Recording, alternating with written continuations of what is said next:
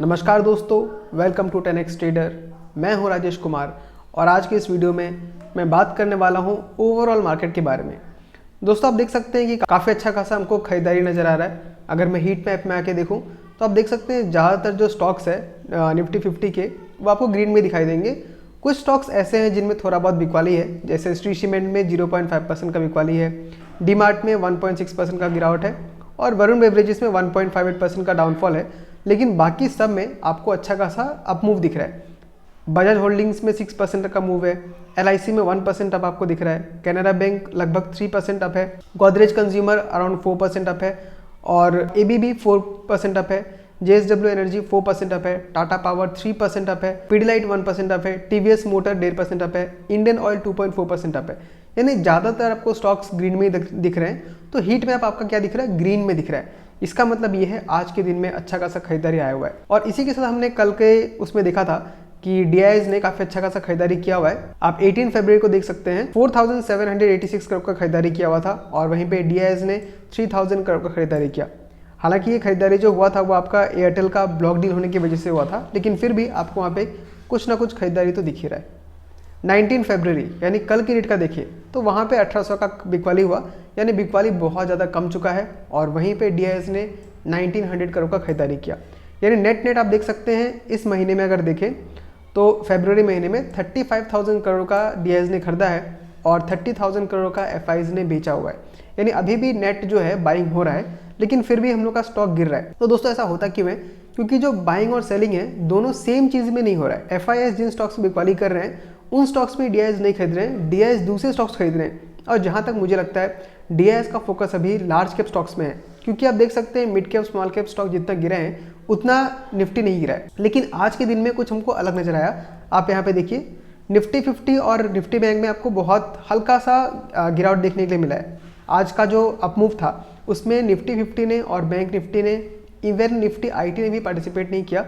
Participate किसने किया है? जो छोटे कंपनीज है। जैसे यहाँ पे देखिए निफ्टी मिड कैप 1.3% अप था, निफ्टी नेक्स्ट 50 1.5% अप था, PSU बैंक 1.7% अप था, Nifty oil and gas 1.35% up था और निफ्टी स्मॉल कैप 1.43% अप था। यानी आज के दिन में जो खरीदारी हुआ है वो आपका सिर्फ खरीदारी हुआ है स्मॉल कैप और मिड कैप में। तो क्या हम ये मान लें कि आपको वापस से बाइंग स्टार्ट हो गया? ऐसा बिल्कुल भी नहीं है। हमको ये कंफर्म करने के लिए कम से कम 2-3 दिन तक कंटिन्यूस हमको अपमूव देखना पड़ेगा और जो DIS का और जो FI का डाटा है उसमें हमें ये दिखना चाहिए कि FIs ने फिर से खरीदना स्टार्ट कर दिया है। हालांकि वैल्यूएशन बहुत सस्ते हो चुके हैं, बहुत सस्ता तो नहीं बोलूँगा, लेकिन काफ़ी कंफर्टेबल लेवल पे आ चुका है जहाँ पे धीरे धीरे बाइंग कर सकते हैं। और मैं खुद भी आपको पिछले कुछ वीडियोस में बता के बोल चुका हूँ कि जो बड़े बड़े जो इंडेक्स है, जो मेन इंडेक्स है, स्मॉल कैप के हो गए, मिड कैप के हो गया, या आपका निफ्टी बैंक ले लीजिए या निफ्टी 50 ले लीजिए, सारे के सारे टॉप से अराउंड 20-23% करेक्टेड है और निफ्टी बैंक और निफ्टी 50 जो कि टॉप के इंडेक्स है वो अराउंड हमको 12-13% पे करेक्शन पे मिल रहा है। तो ये करेक्शन होने के बाद जो निफ्टी का प्राइस टर्निंग है वो 20 के आसपास आ चुका है, 21 से भी नीचे आ गया था।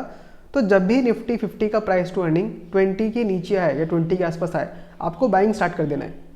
अब आप उसके बाद भी अगर सोचेंगे कि और 10% गिर जाए तो मैं खरीदूं, तो भाई आपके लिए स्टॉक मार्केट नहीं है। आप दूसरे कहीं पे जाइए, FD में लगाइए, आपको ठीक ठाक पैसा मिल जाएगा। पर स्टॉक मार्केट आपके लिए नहीं है, क्योंकि कोई भी आदमी, चाहे भगवान पे आपके सामने आ जाए, वो भी 100% पिन पॉइंट नहीं कर सकते कि इस जगह से ही मार्केट रिवर्स कर जाएगा। मार्केट रिवर्स करने का एक रेंज होता है, सपोर्ट और रेजिस्टेंस का एक रेंज होता है, कोई भी फिक्स पॉइंट नहीं होता है। तो यहाँ पे रेंज कैसे निकालते हैं? अब अपने मन से यहाँ पे कुछ भी देखिए। जैसे मान लीजिए मैं 23,715 को एक अपर रेंज मार लेता हूँ और फिलहाल हमको यहाँ पे नीचे की तरफ में इस जगह पे एक सपोर्ट लेता हुआ नजर आ रहा है। तो आपका रेंज कितने पॉइंट्स का हो गया? अराउंड 4% तक का आपका रेंज हो गया। इस रेंज में आपको जब भी निफ्टी 50 मिलता है आप वहाँ पे धीरे धीरे करके बाइंग कर सकते हैं। निचले हिस्से में बाइंग कीजिए और ऊपर अगर आपको सेल करना है तो सेल कर सकते हैं, लेकिन मैं जनरली सेल नहीं करता हूँ। मैं पहले एक्यूमुलेट करता हूँ और ठीक ठाक प्रॉफिट उसमें एग्जिट करता हूँ। दूसरा देखिए, फिर से आपको वहीं पे मिल रहा है जहाँ पे आप अच्छा खासा एक्यूमुलेशन कर सकते हैं। और इस जगह पे देख सकते हैं एक अच्छा खासा कंसोलिडेशन जोन भी था। तो ये जो जोन है 22,700 का जो जोन है 23,000 तक लेके देखें तो ये हम लोग का एक बाइंग जोन की तरह काम कर रहा है या एक सपोर्ट जोन की तरह काम कर रहा है।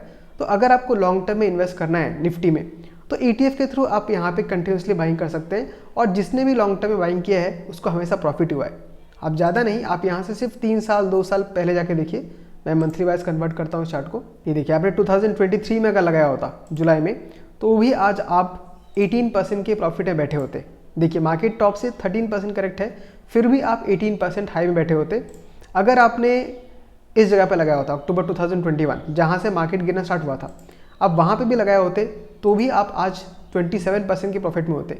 जहाँ पे आजकल लोगों का पोर्टफोलियो 30% 20% डाउन है, वहाँ पे आज आप 27% प्रॉफिट में होते। सच सच बोलना दोस्तों, क्या आपका पोर्टफोलियो अभी भी प्रॉफिट में है? मैं गारंटी के साथ बोल सकता हूँ कि अगर आप रिटेल इन्वेस्टर हैं तो आपका पोर्टफोलियो में 5 से लेकर 20% तक कुछ ना कुछ करेक्शन दिख ही रहा होगा, क्योंकि आपने हाई में खरीदा है। और अगर आपको वो सिचुएशन को फिर से नहीं रिपीट करना है, आप चाहते हैं कि आपका प्रॉफिट फिर से बनना स्टार्ट हो जाए, तो अभी भी टाइम है।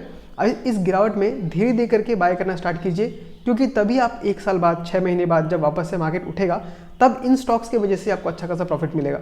मैं बात कर रहा हूँ ETFs का, निफ्टी 50 का या निफ्टी स्मॉल कैप का, मिड कैप का ETF में जा सकते हैं आप। तो यहाँ हमको थोड़ा बहुत कुछ ना कुछ पॉजिटिव चीज़ दिख रहा है कि यहाँ पे बॉटम बनता हुआ नजर आ रहा है। देखिए आप निफ्टी में अगर देखो, यहाँ पे डेली चार्ट में लगाता हूँ, तो आप देख सकते हैं कि निफ्टी कहीं ना कहीं कंसोलिडेशन जोन में पहुँच चुका है।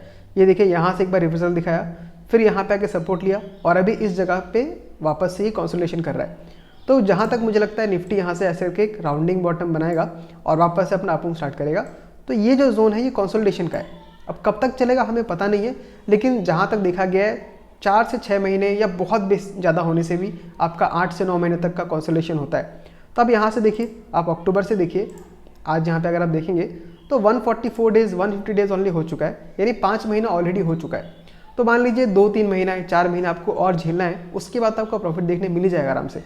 लेकिन ध्यान रखना दोस्तों, मैं बात कर रहा हूँ सिर्फ निफ्टी 50 का, इंडेक्सेस का बात कर रहा हूँ, पर्सनल स्टॉक का बात नहीं कर रहा हूँ, क्योंकि वैसा मैं रिकमेंडेशन देता भी नहीं हूँ। लेकिन ETF में ट्रेड करके हम अच्छा खासा प्रॉफिट कमा सकते हैं। मैं खुद भी अच्छा खासा प्रॉफिट कमाता हूँ। निफ्टी 50 को देखने के बाद अब हम देखते हैं एक स्टॉक जो कि मेरा फेवरेट स्टॉक है और रिटेलर्स का बहुत फेवरेट स्टॉक है, वो है IDFC फर्स्ट बैंक। अब इस स्टॉक के ऊपर भी मैं रिसेंटली बहुत सारा वीडियोस बनाया है और उसका रीज़न भी ये है कि ये हमको एक बॉटम फॉर्म करते हुए नजर आ रहा है। एक बार इसने लो लगाया इसका 60 के आसपास का, फिर 59 के आसपास एक हमको लो मिला, फिर हमको रिसेंट 59 का मिला और इसने जो इस टाइम का जो लो लगाया था वो 57 का था, यानी 60 के आसपास ये एक अच्छा खासा सपोर्ट ले रहा है। आप यहाँ पे देखिए, ये वाला ये जगह इसका ऊपर है और ये इसका नीचे, इस रेंज में ये बहुत ही अच्छा खासा सपोर्ट ले रहा है। और जब जब इस रेंज में आ रहा है, ये ऊपर की तरफ ही हमको मूव दिखा रहा है।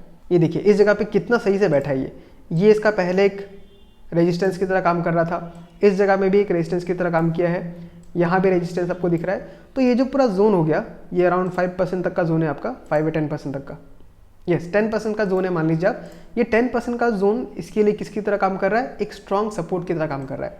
और आप देख भी रहे हैं कि जब जब यहाँ पे आ रहा है एक स्ट्रॉन्ग बाइंग आ रहा है और स्टॉक को ऊपर धक्का दिया जा रहा है।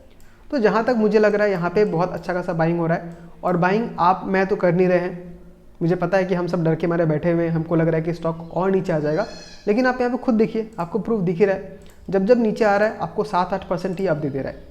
ये देखिए यहाँ पे तो आपको 13% का आप देखने मिला। रिसेंट लो से भी अगर देखें तो आपको यहाँ पे अगेन 4% तक का हाई देखने को मिल गया है। तो ये स्टॉक भी कंसोलिडेशन जोन में है। ऑफ कोर्स ये कोई रिकमेंडेशन नहीं है, लेकिन IDFC फर्स्ट बैंक एक ऐसा बैंक हो सकता है जो कि आपको 2025-2026 में मल्टी बैगर रिटर्न दे सकता है। आप यहाँ से देखिए, अगर ये अपने प्रीवियस हाई को भी टच कर जाता है तो आपको अराउंड 70% तक का रिटर्न मिल जाएगा, जो कि बहुत ही बेटर रिटर्न होगा। तो इस वीडियो में मैंने सिर्फ इन 2 स्टॉक्स के बारे में बात किया, एक तो निफ्टी 50 के बारे में और दूसरा बात किया मैंने IDFC फर्स्ट बैंक के बारे में।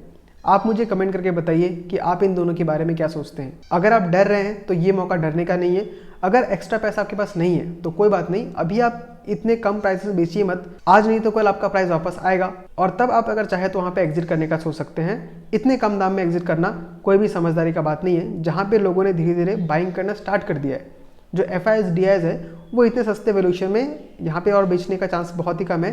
चांसेस ज़्यादा है कि वो बाय कर रहे हैं, और जहाँ तक मुझे लग रहा है वो बाय कर ही रहे हैं, क्योंकि आप देख सकते हैं लोअर लेवल से बार बार हमको ऊपर की तरफ धक्का मिल रहा है। तो ये क्लियर इंडिकेशन है कि बॉटम फॉर्म हो गया है, जितना गिरावट होना था हो चुका है। अब यहाँ से मार्केट ऊपर जाने के चांसेस ज़्यादा रहेंगे। तो दोस्तों आज के वीडियो में इतना ही।